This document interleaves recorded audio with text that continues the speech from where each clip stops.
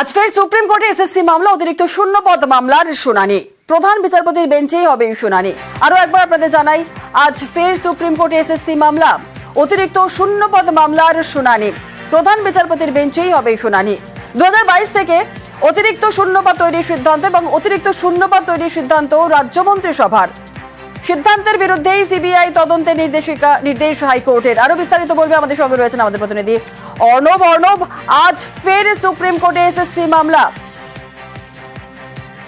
দেখো জুনেদা, 2022 সালে অতিরিক্ত শূন্যপদ তৈরি করা হয়, যা রাজ্য মন্ত্রিসভার সিদ্ধান্ত হিসেবে হাইকোর্টের সামনে নথিতে আসে এবং সেক্ষেত্রে রাজ্যের শিক্ষা সচিবকে এজলাসে ডেকে পাঠিয়ে সেই সময় হাইকোর্ট পুরো বিষয়টা জবাব দিয়ে যায় এবং কেন এই অতিরিক্ত পদ তৈরি করা হলো সে বিষয়েও হলফনামা চাওয়া হয় এবং সেই হলফনামাতে একটি তথ্য উঠে আসে আদালতের সামনে।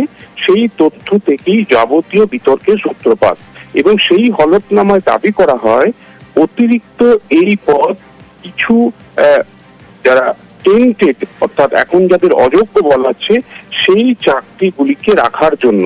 এবং সেই হলফনামা দেখি কখনো হাইকোর্টের একক বেঞ্চ, কখনো বা যৌথ বেঞ্চ উভয়ই কার্যত এই সিদ্ধান্তের সমালোচনা করে এবং শেষমেশ 22 এপ্রিল 2024 সালে বিচারপতি দেবাংশু বসাকের ডিভিশন বেঞ্চ রায়ে এই ঘটনার সিবিআই তদন্তের নির্দেশ বহাল রাখে এবং একই সঙ্গে প্রয়োজনে সিবিআই রাজ্য মন্ত্রিসভার সদস্য যারা এই সিদ্ধান্তের পিছনে ছিল তাদের হেফাজতে নিয়ে জিজ্ঞাসাবাদ করতে পারবে, এই নির্দেশিকাও জারি করে।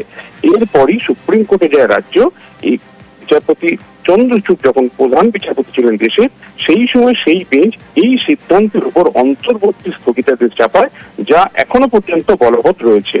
গত 3রা এপ্রিল যখন 26,000 চাকরি বাতিলের যে প্যানেল, এই প্যানেল বাতিলের রায় ঘোষণা করে, তখন কিন্তু ওই মূল মামলার সঙ্গে এই অতিরিক্ত পদে সিবিআই তদন্ত থাকবে না থাকবে না এবং যে রক্ষা কবচ রয়েছে রাজ্য মন্ত্রিসভা সেটা কন্টিনিউ করবে কিনা, তার জন্য নির্ধারিত শুনানির দিন নির্দিষ্ট হয় আজ 8 এপ্রিল।